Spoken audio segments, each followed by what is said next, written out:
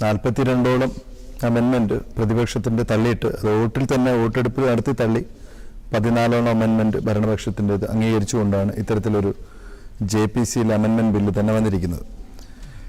ഇതിന്റെ സാധാരണഗതിയിൽ ഒരു ബില്ല് പാസ്സാകുമ്പോഴേക്കും അതൊരു പ്രൈവറ്റ് ബില്ലാണെങ്കിൽ ഏതെങ്കിലും ഒരു MP ഇൻട്രൊഡ്യൂസ് ചെയ്യാം, അല്ലെങ്കിൽ അതൊരു ഗവൺമെന്റ് ബില്ലാണെങ്കിൽ നോർമലി ഏത് സഭയിലാണോ അതിനൊരു ഡിസ്പ്യൂട്ട് കൂടുതൽ വരാറ് ആ പർട്ടിക്കുലർ സഭയിലാണ് ചർച്ച നടക്കാറ്. ഇതിപ്പോൾ രണ്ടും കൂടെ അസാധാരണമായ ചില സിറ്റുവേഷൻസിൽ ജോയിന്റ് പാർലമെന്ററി കമ്മിറ്റി വെക്കാറുണ്ട്. പക്ഷേ ഈ ബില്ല് പാസ്സാക്കാനുള്ള അല്ലെങ്കിൽ അതിന്റെ ആധികാരികത ഇപ്പോഴും ചോദ്യം ചെയ്യപ്പെട്ടിരിക്കുകയാണ്. ഈ രണ്ട് JPCയിൽ ഇത് പാസ്സാകാനുള്ള ആധികാരികത ഉണ്ടോ? കാരണം രാജ്യസഭയേക്കാൾ ഉപരി ലോകസഭയ്ക്കാണ് ഇവിടെ മുൻതൂക്കം കിട്ടേണ്ടിയിരിക്കുന്നത്. അപ്പൊ അതിന്റെ പ്രൊപ്പോർഷൻ വെച്ച് നോക്കുമ്പോൾ അതിന് ചില എന്താ പറയുക ഡിസ്പാരിറ്റീസ് വരുന്നുണ്ട്. നമുക്ക് അതിലേക്ക് പോയിട്ട് അത് കിടന്ന കാര്യമില്ല.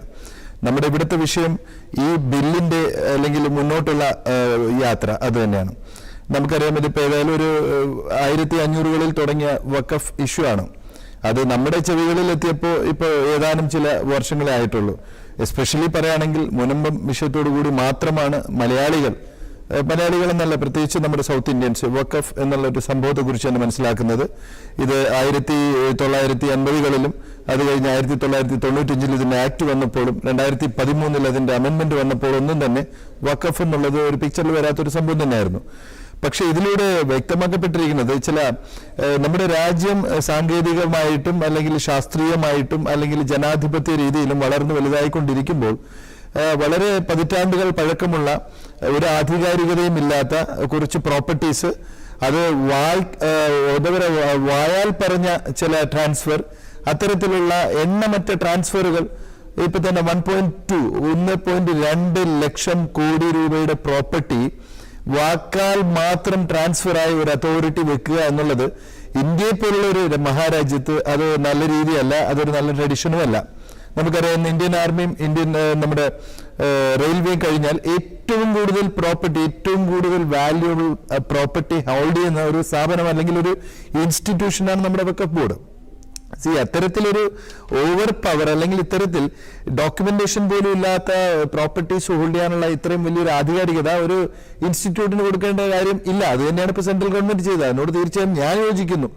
കാരണം ഇതിനൊക്കെ എല്ലാത്തിനും ഒരു ക്ലാരിറ്റി വരണം. ഇന്ന് തന്നെ കണ്ടില്ലേ, ഈ ഫാറൂഖ് കോളേജിന് നമ്മുടെ മലയാളികളുടെ വഖഫ് എന്ന് പറയുന്നത് ഫാറൂഖ് കോളേജ് പാവപ്പെട്ട മുനമ്പം അവിടുത്തെ ലോക്കലൈറ്റ്സിന് കൊടുത്ത പ്രോപ്പർട്ടിയാണ്.